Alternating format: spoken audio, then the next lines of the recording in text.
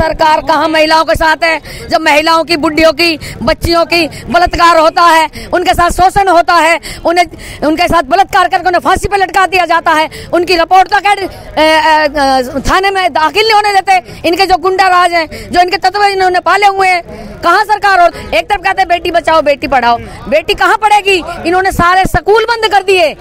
ये जो हमारा हरियाणा सरकार ने जो सरकारी स्कूल बंद कर दिए, और जो पूंजीपति है, जो बड़े बड़े लोग हैं, जो बड़े बड़े लाखों लाख रुपए उसमें मंथली भेजते हैं, उनके लिए उनके बच्चे पढ़ेंगे, उनके लिए हमारा तो शिक्षा भी खत्म कर रहे हैं, रोजगार भी खत्म कर रहे हैं।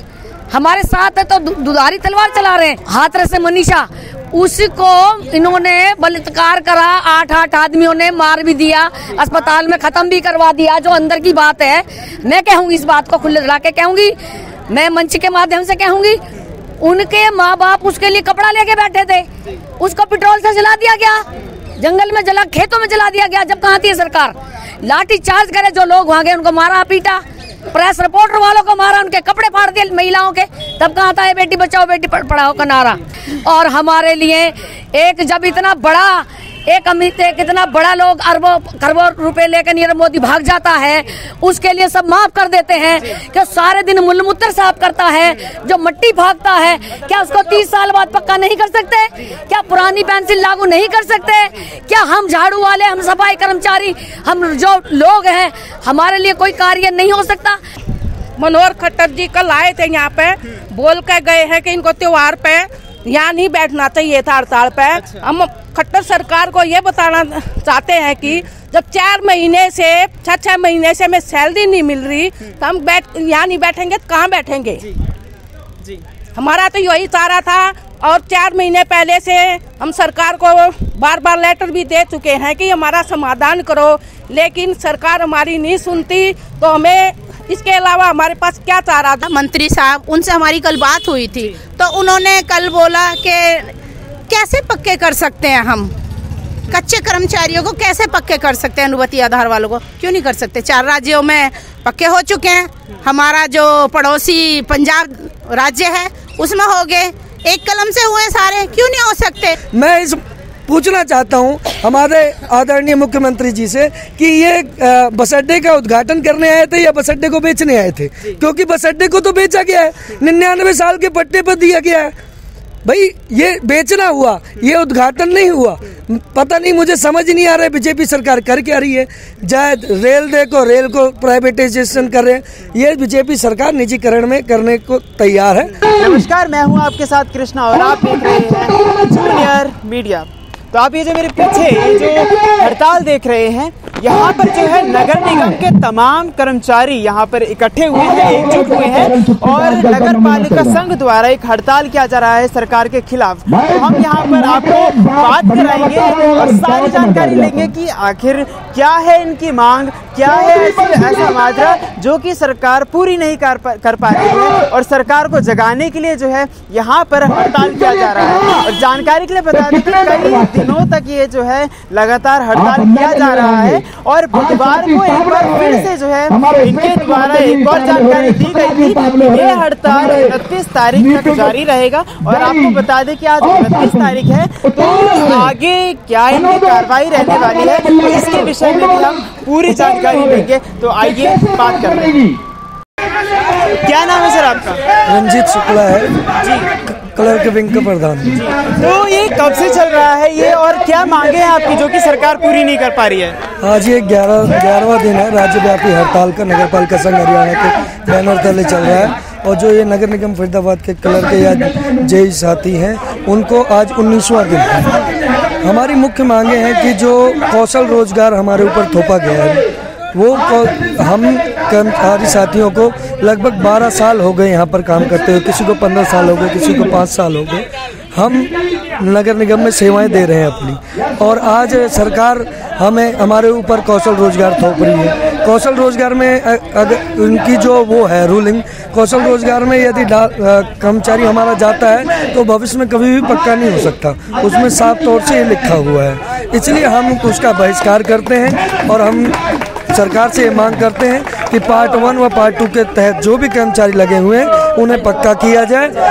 आगे आप जो अभी तक हमारे कर्मचारी लग रहे हैं नगर निगम में, उनको पक्का करने के बाद भले से आप आगे हरियाणा कौशल रोजगार लेके आओ, हमें उससे कोई दिक्कत नहीं है। लेकिन जो आज तक कर्मचारी हमारा लगा हुआ है उनको पार्ट 2 के तहत पक्का कर रहे हैं और समान काम समान। जानकारी ये भी मिल रही है कि प्रशासन द्वारा कर्मचारियों को वेतन नहीं दिया जा रहा है। जो यहाँ पर क्लर्क स्टाफ है, जे स्टाफ है, ASI स्टाफ है, कुछ सफाई कर्मचारी भी हैं और PN है, बिल डिस्ट्रीब्यूटर, मीटर रीडर है, उनको 4 माह से वेतन नहीं मिला। 5वां महीना चल रहा है, जिसमें सारे हमारे हिंदू के सारे त्यौहार, इतना बड़ा त्यौहार दिवाली का था वो भी निकल गया, लेकिन कर्मचारियों को तनख्वाह नहीं मिली। और जो हमारे फायर के ड्राइवर हैं उनको लगभग 1 साल से तनख्वाह नहीं मिली। ग्रामीण सफाई कर्मचारी हैं, उनका 1 साल का वेतन आज तक ड्यू है, आज तक सरकार ने, प्रशासन ने नहीं दी। हमारे सीनियर नेताओं की, नगर पालिका संघ हरियाणा के नेताओं की पहले भी 2 दौर की वार्ता हो चुकी है हरियाणा सरकार के साथ। उसमें सरकार के नेताओं ने ये बात मानी थी कि जो नगर पालिका परिषद निगम में कर्मचारी हैं, चाहे वो क्लर्क है, ASI है, JE है, सफाई कर्मचारी है, PN है, माली डिस्ट्रीब्यूटर, ड्राइवर, फायर ड्राइवर, जो भी हैं वो कौशल रोजगार में नहीं रखे जाएंगे और हमारे को इससे हटा के हमें निगम रोल में रखा जाएगा।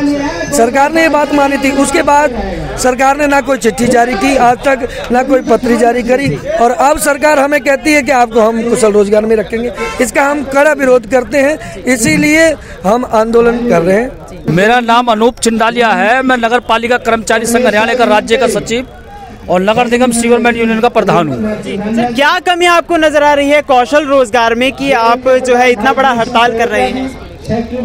हमको कमी ये आ रही है कि ये इनको, हमारे जो कर्मचारियों को पहले इनको रोल पे रखा था निगम के में, और उसके बाद इनको कम से कम ज़्यादा नहीं 10-10, 12-12, 15-15 साल का अनुभव है। अब ये लोगों की मांग होनी चाहिए थी कि ये कर्मचारी पक्के हों, और यहाँ सरकार उल्टा ये कर रही है कि इनके अनुभव के आधार पर इनको हरियाणा कौशल रोजगार में धकेल रही है, और हरियाणा कौशल रोजगार में इनको नहीं, इसमें ASI, JE, क्लर्क, ड्राइवर वगैरह सारे सबको इनमें धकेल रही है।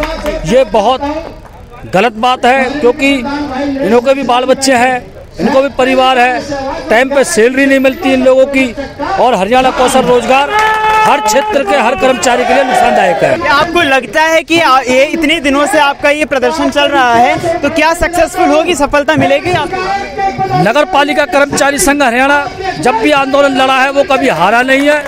और दूसरी बात, हम जनता की सेवा करना चाहते हैं, हम जनता की सफाई करना चाहते हैं, सीवर की व्यवस्था चालू रखना चाहते हैं, जो भी जन सुविधाएं हम चालू करना चाहते हैं। मगर जो हमारा आंदोलन है, जब तक मांगे नहीं बनेंगी, चक्का जाम रहेगा। मैं ये कहना चाह रहा हूँ कि मांग अगर हमारी पूरी हो जाती तो हम गेट पर नहीं बैठते। हमने हरियाणा सरकार को कई महीने पहले से ज्ञापन दे रखा है, मुख्यमंत्री को भी ज्ञापन दिया है और कहा है कि हम 19 अक्टूबर को हड़ताल पर चले जाएंगे, लेकिन सरकार ने अपनी धरहकमी के कारण हमें बुलाया नहीं गया और हमारे नेताओं से बैठ के बातचीत नहीं करी। अगर ये बातचीत कर लेते तो शहर में गंदगी के ढेर नहीं लगते। शहर के कई जगहों से यहाँ पर कर्मचारी इकट्ठे हुए हैं, लेकिन कहीं ना कहीं नगर निगम कर्मचारी अभी भी काम कर रहे हैं और अभी भी जो है सेवाएं दे रहे हैं। ऐसा है, नगर पालिका कर्मचारी संघ नगर निगम का कर्मचारी तो हड़ताल पर है, लेकिन इन्होंने 2 दिन के लिए, एक तो जन उत्थान रैली अमित शाह के लिए लोगों को दिहाड़ी पर लिया था, 400 रुपया की दिहाड़ी पर लिया था, और जब यहाँ पर मुख्यमंत्री उद्घाटन कर लिया है बस अड्डे के लिए, तो यहाँ पर भी उन्होंने दिहाड़ी पर लोग रखे थे, तो अब वो प्रोग्राम चालू हो गया।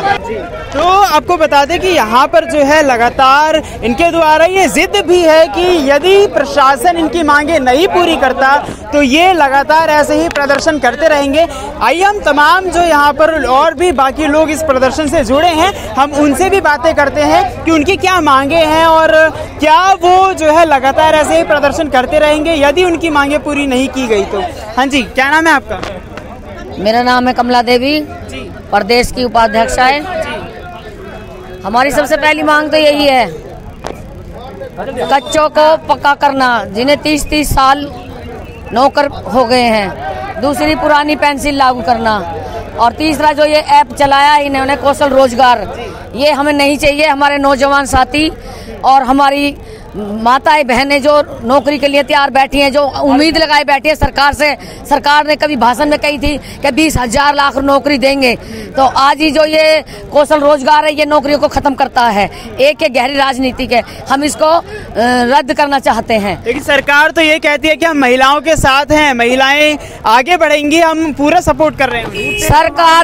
सरकार कहाँ महिलाओं के साथ है? जब महिलाओं की, बुढ़ियों की, बच्चियों की बलात्कार होता है, उनके साथ शोषण होता है, उनके साथ बलात्कार करके उन्हें फांसी पे लटका दिया जाता है, उनकी रिपोर्ट तक थाने में दाखिल नहीं होने देते। इनके जो गुंडा राज हैं, जो इनके तत्व इन्होंने पाले हुए हैं, कहाँ सरकार औरतों का साथ दे रही है? जहाँ पे कोई भी कन्या जन्म लेती है तो उसके लिए भी जो है सरकार पैसे देती है, तो उसका मेरे घर में मेरे बेटे के पहले बेटा था, एक बेटी हुई थी, आज वो 5 साल की होगी। मेरी कॉलोनी में आज तक आंगनवाड़ी से 1 रुपया नहीं मिला हम लोगों को, ठीक है ना। एक तरफ कहते हैं बेटी बचाओ बेटी पढ़ाओ, बेटी कहाँ पढ़ेगी? इन्होंने सारे स्कूल बंद कर दिए। ये जो हमारा हरियाणा सरकार ने जो सरकारी स्कूल बंद कर दिए, और जो पूंजीपति है, जो बड़े बड़े लोग हैं, जो बड़े बड़े लाखों लाख रुपए उसमें मंथली भेजते हैं, उनके लिए उनके बच्चे पढ़ेंगे, उनके लिए हमारा तो शिक्षा भी खत्म कर रहे हैं, रोजगार भी खत्म कर रहे हैं। हमारे साथ है तो दुधारी तलवार चला रहे हैं। भाजपा सरकार ने ही ये नारा दिया था बेटी बचाओ बेटी पढ़ाओ, तो उसके लिए क्या कहना है? क्योंकि उसी नारे को लेकर वो कई, उसके लिए यही कहना है, उसका ये लोग उल्टा कर रहे हैं। मनीषा का आपने देखा था?